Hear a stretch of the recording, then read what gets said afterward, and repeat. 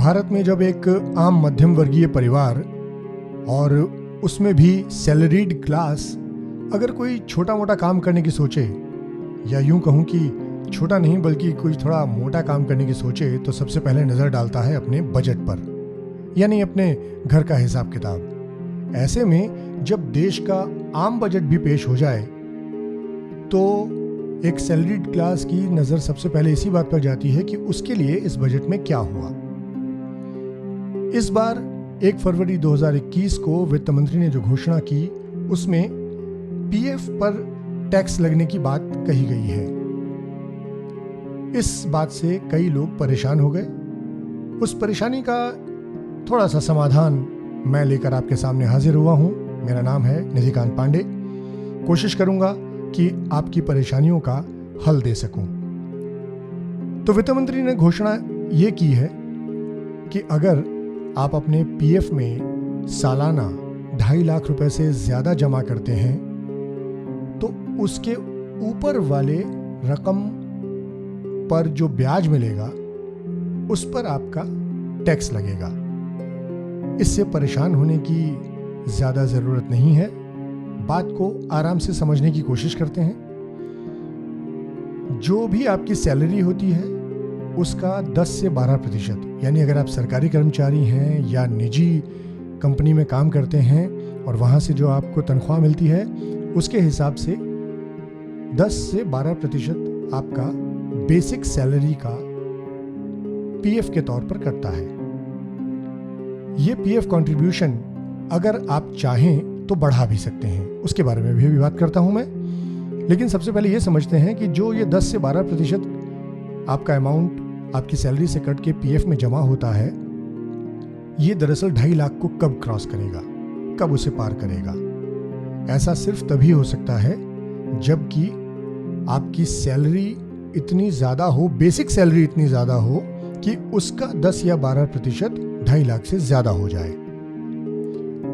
अब दूसरा जो कंडीशन है वो ये कि अगर आपने वीपीएफ यानी वॉलंटरी प्रोविडेंट फंड का ऑप्शन अगर चुना है, जिसमें कि आप अपने कार्यालय को ये बताते हैं कि मैं पीएफ में कंट्रीब्यूट करना चाहता हूं ज़्यादा, तो आप उस अमाउंट को अगर हर महीने 20,883 रुपये से ज़्यादा कंट्रीब्यूट करते हैं तभी जाकर के वो साल में 2.5 लाख से ऊपर होगा, वरना 2.5 लाख की लिमिट में रहेगा।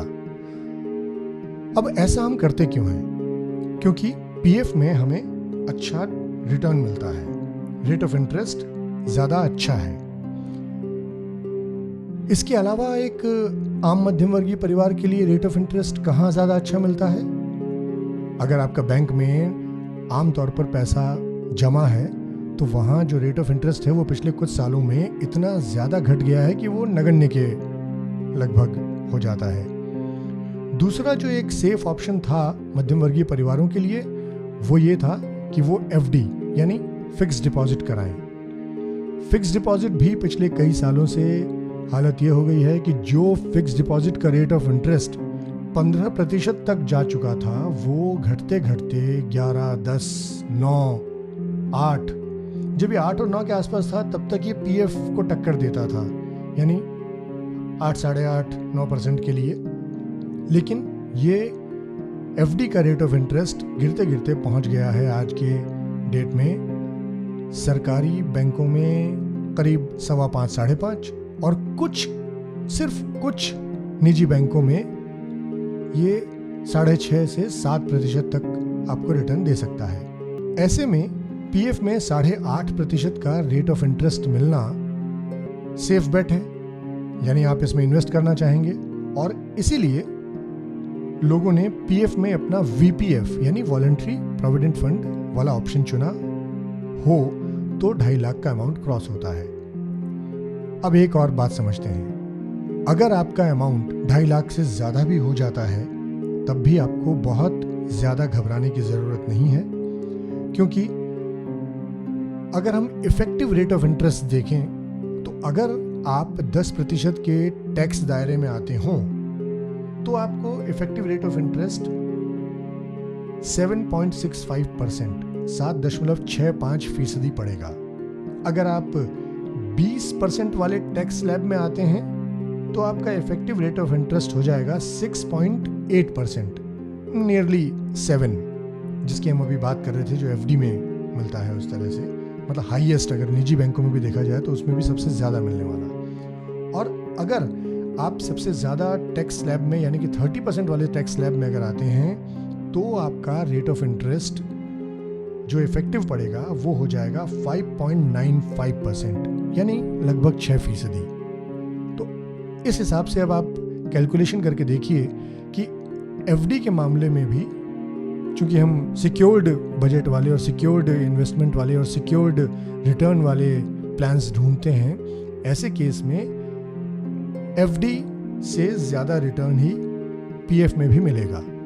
लेकिन ये तो हुई इस वित्त वर्ष की बात। अगले वित्त वर्ष में अगर आप चाहें तो अपने कार्यालय को बताकर अपने कंट्रीब्यूशन को टैक्स स्लैब के दायरे के हिसाब से और अपने कंट्रीब्यूशन के हिसाब से और इस नए बजट के घोषणा और प्लान के हिसाब से और उसको ढंग से जानकर आप अपने इन्वेस्टमेंट को ऊपर नीचे कर सकते हैं और उस हिसाब से कार्यालय को लिख करके दे सकते हैं। उसके बाद भी अगर कोई संशय रहता है तो आप अपने सीए से कंसल्ट करें या किसी भी एक फाइनेंशियल एडवाइजर से इस बारे में कंसल्ट कर सकते हैं। आशा करता हूं कि आपको पीएफ पर लगने वाले टैक्स के बारे में कुछ जानकारी हासिल हुई होगी। कैसा लगा आपको ये पॉडकास्ट? आप अपने कमेंट्स में बताएं। अगर आपको ये पसंद आया है तो लाइक तो करेंगे ही आप, लेकिन अपने दोस्तों के साथ शेयर भी करें ताकि उन्हें भी ये जानकारी सरलता से उपलब्ध हो सके।